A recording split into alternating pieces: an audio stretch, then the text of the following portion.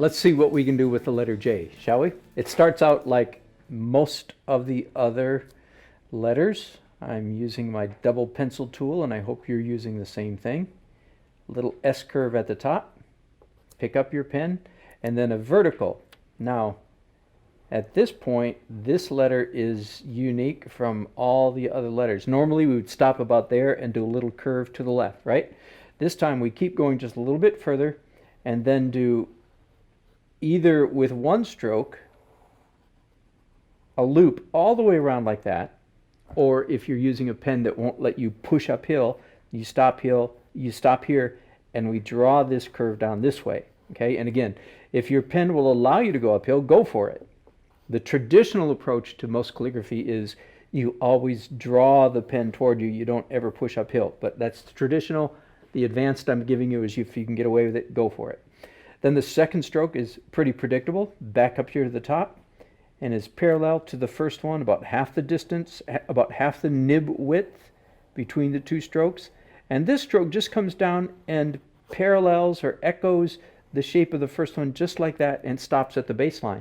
That's the only letter I think that happens that does that kind of mark at the bottom. Now back up here to the top, an angle stroke, and we have just a little bit of a hook, just the way we did on the letter I, just a little bit of a hook. We don't want to make too much of that. And then there are these hooks here on the side, and we're almost done. Now holding my pen in a number 1 angle, perfectly vertical, straight up and down, we do this straight line with a diamond at the bottom, and that's the letter J. Let me do it again without so much talking. S curve, down, all the way to the baseline. Now let me do this way. Draw the pen this way, and then even a little bit of a hook coming back there. Now you don't want to go too far with this. Why? Because it'll run into this hook. Do you see that? You don't want to crash up right there. So leave it out there far enough where you can still fit those hooks in there. And then the second stroke just basically parallels the first one all the way down to the baseline, just like that. Okay. And a little flag at the top. These two hooks, you don't always have to do everything in the same order. You can do the hooks and then the straight line, or vice versa. So I did the hooks this time, and then the straight line with a diamond at the bottom.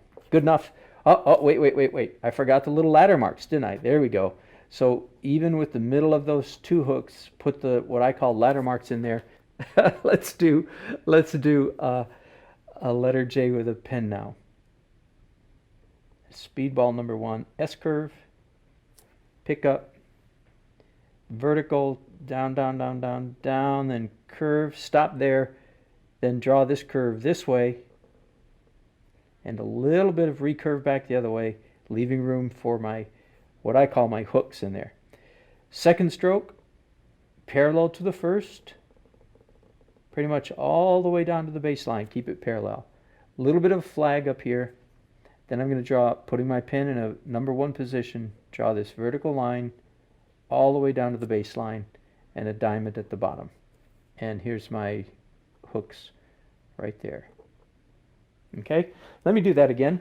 One of the reasons, and I don't know if I've said that on in this alphabet very much, but I usually repeat it several times, is that part of my ethos, part of my atmosphere, culture of this, of Calligraphy Corner, is that I want you to see me making, if you will, the same kind of mistakes that you're probably going to make if you're a beginner calligrapher. If I took out all of the little letters that weren't perfect, all the screw-ups, you'd think, wow, he's so good. I'm okay, but I want you to know that the mistakes that you make are perfectly typical. It happens to all of us. A little hook here, and then a vertical, all the way down to the baseline, and a diamond there. Then my ladder marks, which I forgot again on this one. There we go. I thank you for yelling and reminding me that they needed to go there. There we go. That's a capital letter J. Looks like a J, looks like Gothic script to me.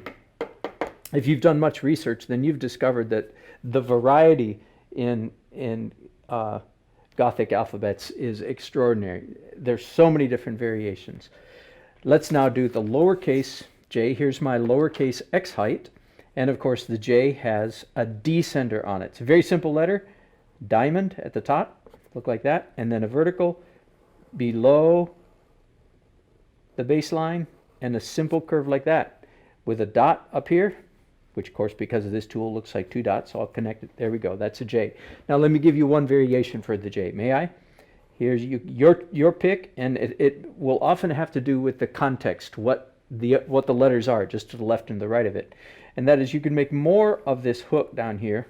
Instead of just doing a simple curve, you can come like this and do a bit of a recurve coming up the other way if you feel like that fits the context, the word that you're writing. Okay, let me do that with a pen, and you go and knock yourself out. Practice the letter J over and over and over till you can J in your sleep. Diamond, vertical, simple curve, dot. Do it again. Diamond, vertical. Let's make this a little bit more of a curve. There we go. And dot at the top. That's the letter J. You're going to have a lot of fun making that one. You're doing a great job. Let's keep going.